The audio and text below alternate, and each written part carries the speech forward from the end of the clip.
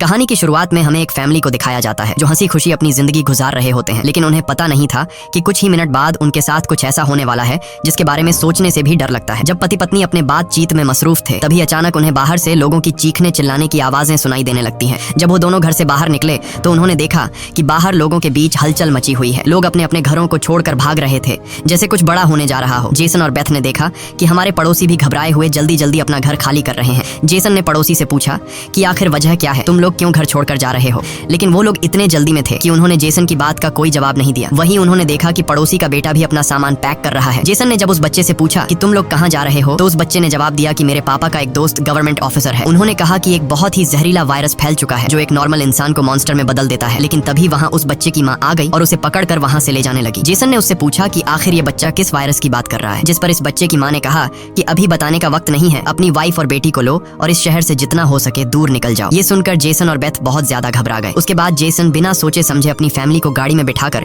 शहर से बाहर ले जाने लगता है। मगर रास्ते में उन्होंने देखा कि जो पड़ोसी भाग रहे थे वो वापस लौट रहे हैं। ये देखकर उन्हें और भी अजीब लगने लगा। आगे जाकर ये लोग ट्रैफिक में फंस जाते हैं। जब जेसन और उसकी फैमिली गाड़ी से बाहर उतरे तो उन्होंने देखा कि शहर से बाहर निकलने वाला अकेला रास्ता पुलिस ने बंद कर दिया है। आसमान में यहाँ वहाँ हेलीकॉप्टर्स पहरा देने लगे। लोगों को बताया जाने लगा कि शहर में एक जहरीला वायरस फैल गया है और तुम लोगों को जल्दी से घर वापस लौटना चाहिए। ये बात सुनकर जेसन को कुछ अजीब लगा कि जब शहर में वायरस फैल गया है तो लोगों को शहर से बाहर निकालने के बजाय उन्हें शहर में ही क्यों रहने को कहा जा रहा है। तभी अचानक पास की पहाड़ से एक बड़ा सा पत्थर उनके कार पर आ गिरा। ये देखकर वो लोग बहुत ज्यादा घबरा गए। पहाड़ हिलने लगा। तभी उस पहाड़ के पीछे से दो मिलिट्री के फाइटर जेट्स निकलकर शहर की तरफ बढ़े। वो दो फाइटर जेट्स पूरे शहर पर बमों की बारिश करने लगे जिससे पूरा शहर राख में बदल गया। जेसन की वाइफ बेथ को फौरन समझ आ गया कि अगर वो पुलिस की बात मानकर घर लौट जाते तो उनका अंजाम बहुत बुरा होने वाला था। उसके बाद वो फाइटर जेट्स सड़क पर मौजूद लोगों की तरफ बढ़ने लगे। ये देखकर सभी लोगों में हलचल मच गई। अब सबको समझ आया कि गवर्नमेंट उन्हें मारना चाहती है। सभी अपनी जान बचाने के लिए यहाँ वहाँ भागने लगे। पर जेसन और बेथ को समझ आया कि वो कहीं भी भाग लें, वो फाइटर जेट्स उन्हें मारकर ही रहेंगे। तभी बेथ ने पीछे मुड़कर पहाड़ पर एक स्कूल देखा और उसे लगा कि बचने के लिए वो जगह बेहतर रहेगी। जिसके बाद जेसन, बेथ और जोई को लेकर स्कूल की तरफ पहाड़ पर चढ़ने लगे। पीछे ब्रिज पर मौजूद लोगों पर फाइटर जेट्स बम गिराने लगे। ये तीनों तेजी से दौड़ते हुए स्कूल तक पहुंच जाते हैं और खुशकिस्मती से वहां उन्हें एक टनल मिल जाता है और बम धमाके से कुछ ही सेकंड पहले वो जल्दी से उस टनल में घुस जाते हैं। जैसे ही बंकर का दरवाजा बंद हुआ ऊपर एक जोरदार धमाका हुआ, लेकिन खुशकिस्मती से ये लोग बंकर के नीचे थे और इनकी जान बच गई। मगर इनके लिए हैरानी की बात ये थी कि आखिर ये कौन सा वायरस था कि गवर्नमेंट को शहर के सभी लोगों को मारना पड़ा। वो लोग कुछ भी नहीं समझ पा रहे थे। बस उन्हें ये पता चल चुका था कि अगर जिंदा रहना है तो चुपचाप बंकर में जिंदगी गुजारो। लेकिन इनके लिए परेशानी की बात ये थी कि आखिर ये लोग यहाँ कब तक जिंदगी गुजारेंगे और उन्हें पेट भरने के लिए खाने पीने का क्या करना होगा। अच्छी बात ये थी कि वहाँ ढेर सारा एक्सपायरी खाना रखा हुआ था जो 3 लोगों के लिए काफी लंबे समय तक चल सकता था। जेसन की वाइफ बेथ बहुत ज्यादा परेशान थी। वह अपनी बेटी जोई के बारे में सोचने लगती है कि अगर ये बीमार हो गई तब इसका क्या करेंगे। और बेथ दरवाजा बंद करते समय उसका हाथ भी लग गया था जिसमें काफी गहरी चोट आई थी। वो दोनों इस बात को लेकर भी घबरा रहे थे कि कहीं इस जहरीले वायरस ने उनकी बॉडी पर भी अटैक न कर लिया हो। मगर अभी ये सोचने का वक्त नहीं था। उन्हें अब इस बंकर को सेफ बनाना था ताकि ऊपर बंकर का दरवाजा कोई खोल न सके। जेसन ने लोहे की जंजीर से बंकर का दरवाजा मजबूती से बंद कर दिया और तय किया कि अब उन्हें यहीं पर छिपकर जिंदगी गुजारनी है। लेकिन जमीन के नीचे रहने का जीवन आसान नहीं था। हर दिन वही एक जैसा खाना, पीने के लिए कीचड़ से भरा हुआ पानी और खाली समय में वह ताश खेलते। बाहर की दुनिया से उनका पूरी तरह से कनेक्शन कट चुका था। कई दिनों तक यहाँ रहने के बाद वो लोग बहुत ज्यादा इस बंकर में तंग हो चुके थे। लेकिन वो क्या करते, अगर ऊपर जाते तो उनकी जान नहीं बच पाती। इस जीवन ने जेसन के परिवार को मानो इस दुनिया के अंत का एहसास दिलाया। जोई ने अपने पापा से पूछा, पापा हम यहाँ कब तक रहेंगे? जेसन के पास इस बात का कोई जवाब नहीं था। उसने अपनी बेटी से बस यही कहा, जब बाहर वायरस चला जाएगा तभी हम बाहर जाएंगे। वो अपनी बेटी की आंखों पर उंगलियां रखकर बाहर की दुनिया उससे इमेजिन करवाता है। इस तरह से दिन गुजरते गए और फिर महीने। उन्हें नहीं पता था कि बाहर निकलने के इंतजार में उन्हें यहाँ इस बंकर में 300 से भी ज्यादा दिन गुजर चुके हैं। जोई अपनी माँ की बनाई हुई पेरिस्कोप से बाहर की दुनिया को देखती है। बाहर चारों ओर बस तबाही का मंजर नजर आ रहा था, जैसे ये पूरी दुनिया जलकर राख हो गई हो। वहाँ किसी भी इंसान का नामो निशान तक नहीं था। ये सब देखकर उस छोटी बच्ची को लगने लगा कि शायद हम इस दुनिया के आखिरी बचे हुए लोग हैं। माँ ने उसे दिलासा दिया कि तुम ऐसा मत सोचो, शायद तुम्हारे दोस्त भी हमारी तरह कहीं छुपे हुए हों। अब रात हो चुकी थी और डिनर का समय हो चुका था। उनके पास अब खाना भी कम बचा हुआ था, इसीलिए वो तीनों थोड़ा सा खाना खाकर काम चला रहे थे। लेकिन आज जोई की जिद पर उसे पूरा एक कैन का डिब्बा दिया गया। जोई ने जब टिन का डिब्बा खोला तो उसने देखा कि टिन का डिब्बा अंदर से खाली है। इस डिब्बे के पीछे की तरफ एक छोटा सा छेद था, शायद कोई चीज इसमें से खाना चुरा गई थी। बेथ ने सारी बची हुई डिब्बों की जांच की तो पता लगा कि पूरे 12 डिब्बे खाली थे। ये देखकर वो बहुत ज्यादा परेशान हुए क्योंकि ये तो उनके 2 हफ्तों का राशन था। बेथ ने वेंटिलेशन जाली की तरफ देखा और अंदाजा लगाया कि शायद कोई चूहा अंदर आकर खाना ले गया। बेथ ने कहा कि अगर ये चूहा है तो इसे जल्द मारना पड़ेगा, नहीं तो ये हमारा सारा खाना बर्बाद कर देगा। बेटी के उदास चेहरे को देख जेसन ने उसे दिलासा दिया कि छोटी छोटी बातों से परेशान मत हो, अगर खाना खत्म हो भी गया तो मैं ऊपर जाकर कुछ सामान ले आऊंगा। अगले दिन जब जोई अपनी माँ के साथ ब्लॉक्स में खेल रही थी तभी पीछे से हल्की सी आवाज आई। जोई ने जब पीछे मुड़कर देखा तो एक चूहा फिर से टिन लालटेन फूड चुराने घुस आया था। इससे पहले कि वो चूहा भाग जाता, जोई ने फौरन अपने पेरेंट्स को बुलाया। आज उन्हें इस चूहे को हर हाल में मारना था। जेसन गुस्से में चाकू निकालकर उसे टुकड़े टुकड़े करने के लिए आगे बढ़ा, लेकिन वो छोटा सा चूहा बहुत तेज निकला। वो जेसन के वार से खुद को बचाते हुए निकल भागा और टेबल पर रखी लालटीन को भी गिरा दिया। जैसे ही वो अपने बिल में घुसने वाला था, तभी बेथ ने अचानक झपटा मारा और चूहे को मार दिया। वो सब चूहे को मारने की खुशी मना रहे थे कि दूसरी तरफ लालटीन के गिरने से धीरे धीरे आग बढ़ने लगी। जेसन दौड़कर उस लालटेन को बंद करने लगा, लेकिन वो लालटेन बहुत गर्म था, जिससे जेसन का हाथ जल गया और लालटीन का शीशा फटने पर पूरे टेबल में आग लग गई। बेथ ने पर्दा फाड़कर आग बुझाने की कोशिश की। जेसन ने नल से आधी बाल्टी पानी निकालकर उस आग पर डाला। जैसे तैसे करके उन दोनों ने उस आग को बुझा लिया, लेकिन खतरा अभी टला नहीं, बल्कि अब उनके लिए और भी मुश्किल बढ़ने वाली थी, क्योंकि आग तो वो लोग बुझा चुके थे, मगर आग से निकलने वाले धुएं ने पूरे बंकर को धुएं से भर दिया था और वह धुआं धीरे धीरे वेंटिलेशन जाली से ऊपर की तरफ निकल रहा था। ये देखकर वो सब घबरा गए, क्योंकि ये धुआं उनका वहां होने का ठिकाना जाहिर कर रहा था। अब सब लोग सांस रोक कर बैठे थे। जेसन ने कहा कि शायद रात का अंधेरा धुएं को छुपा लेगा और किसी को हमारे ठिकाने के बारे में पता नहीं चल पाएगा। वो तीनों डर के साए में पूरी रात जागते रहे। अगली सुबह उन्होंने खुद के तसल्ली के लिए पेरिस्कोप से बाहर झांक कर देखा तो उनके पैरों तले जमीन खिसक गई। उन्होंने देखा कि बाहर तो पूरा धुएं का गुबार उठा हुआ था। ये देखकर उन लोगों की बेचैनी बढ़ने लगी। उन्हें पूरा यकीन हो गया था कि उनके ठिकाने का राज खुल चुका है। तभी बीत ने कहा कि अगर धुआं उठा है तो उस पास राख भी जमा हुआ होगा, जिसकी जांचबीन करते हुए हमारे ठिकाने का पता चल सकता है। इसीलिए अब हमें राख की सफाई करनी होगी। जिसके बाद पति पत्नी ने बाहर जाकर सफाई करने का फैसला किया। जाने से पहले जेसन ने अपनी बेटी जोए से कहा कि जोए, मुझे प्रॉमिस करो कि बाहर से चाहे तुम्हें आवाज आए या फिर कुछ भी हो जाए, बस तुम्हें बाहर नहीं निकलना है। बेटी से वादा लेने के बाद उन्होंने दरवाजे की जंजीर खोली, बाहर की आवाजों को ध्यान से सुना और जब यकीन हुआ कि बाहर कोई भी नहीं है, तब दोनों ने मिलकर बंकर का दरवाजा खोला और बाहर निकल गए। अब उनकी बेटी अकेली अंदर रह गई। वो अपने पेरेंट्स का इंतजार कर रही थी, लेकिन बहुत देर तक इंतजार करने के बाद भी जब उसके माता पिता वापस नहीं आए तो उसने स्टूल पर चढ़कर दूरबीन से बाहर के हालात देखने लगी। जल्द ही उसने देखा कि उसके माता पिता बंकर के दरवाजे को छुपाने की कोशिश कर रहे थे, लेकिन तभी जोए ने कुछ ऐसा देखा जिससे उसकी सांसें गले में अटक गईं। उसने देखा कि दूर जंगल में एक काली परछाई तेजी से उनकी तरफ बढ़ रही है। बच्ची ने जोर से चिल्लाकर पापा को पीछे देखने को कहा, लेकिन दूरी बहुत ज्यादा थी। उसके माता पिता सुन ही नहीं पाए। घबराहट में बच्ची अपने डर को भूल गई और सीढ़ी पर चढ़कर बंकर से बाहर निकल आई। बाहर आते ही उसे एहसास हुआ कि उसके माता पिता अब वहाँ नहीं थे। बच्ची ने बेचैनी में जोर जोर से अपने माता पिता को पुकारना शुरू किया। तभी पीछे से अचानक उसका मुंह किसी ने दबोच लिया। ये कोई और नहीं बल्कि उसकी माँ थी। कुछ सेकंड्स बाद एक जंगली हिरण का झुंड तेजी से वहाँ से गुजरा। हालांकि वो तीनों बाल बाल बचे, लेकिन बीत का डर और ज्यादा बढ़ने लगा। इन हिरणों का इस तरह भागना जरूर किसी खतरनाक चीज से बचने की कोशिश थी।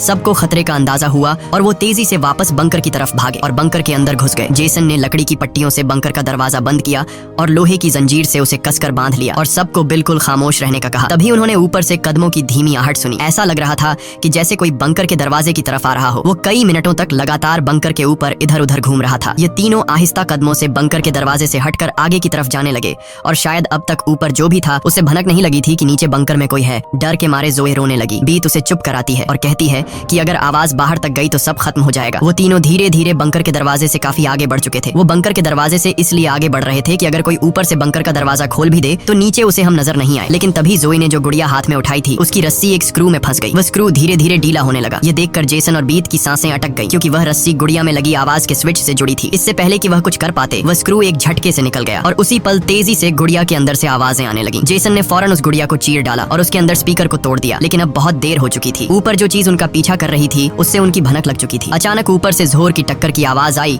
और फिर भारी कदमों की गूंज सीधा बंकर के दरवाजे के ऊपर रुक गई। उसने आखिरकार उनका ठिकाना ढूंढ ही लिया और उसे खोलने की कोशिश करने लगा। वह बंकर के ढक्कन को जोर से धकेल रहा था और जंजीरों से बंद होने के बावजूद खतरा साफ महसूस हो रहा था और ऊपर के राक्षस को पता चल चुका था कि जरूर नीचे कोई मौजूद है। हालांकि वह दरवाजा मजबूत जंजीरों से बंद था, लेकिन उस चीज की भयानक ताकत के सामने वह जंजीरें एक एक करके टूटने लगी। यह देखकर जेसन को पता चल चुका था कि दरवाजा अब ज्यादा देर टिक नहीं पाएगा, इसलिए वो तेजी से अंदर भागा और वाटर पंप का पाइप उखाड़ने लगा। यहाँ बेथ ने भी हिम्मत दिखाई और सीढ़ी पर चढ़कर अपने शरीर का वजन इस्तेमाल करते हुए चैन को खींचकर दरवाजा बंद रखने की कोशिश करने लगी, लेकिन फिर भी लोहे का ढक्कन धीरे धीरे खुलने लगा। तभी उसी वक्त दरवाजे के ऊपर एक काला साया नजर आया, जिसकी आंखें एक बल्ब जैसी चमक रही थीं, जैसे उन तीनों की मौत ऊपर से उनको देख रही हो। जेसन ने बिना सोचे पाइप से उस पर हमला कर दिया, जिससे वो पीछे गिर पड़ा। जेसन ने जल्दी से वो पाइप दरवाजे में फंसाकर दरवाजे को बंद कर दिया और वो चीज वहाँ से भाग जाती है, लेकिन जेसन का शरीर अब भी बुरी तरह कांप रहा था। वह कभी सोच भी नहीं सकता था कि बाहर की दुनिया में न सिर्फ बेरहम सोल्जर्स थे बल्कि खतरनाक राक्षस भी घूम रहे थे। वह पूरा परिवार सीढ़ियों के पास मायूस बैठ जाता है, क्योंकि अब उनका ठिकाना उजागर हो चुका था। अब किसी भी वक्त उन पर हमला हो सकता था और उन्हें इस बात का अंदाजा भी हो चुका था कि इस बार तो एक आया था, लेकिन अगली बार जब वो आएंगे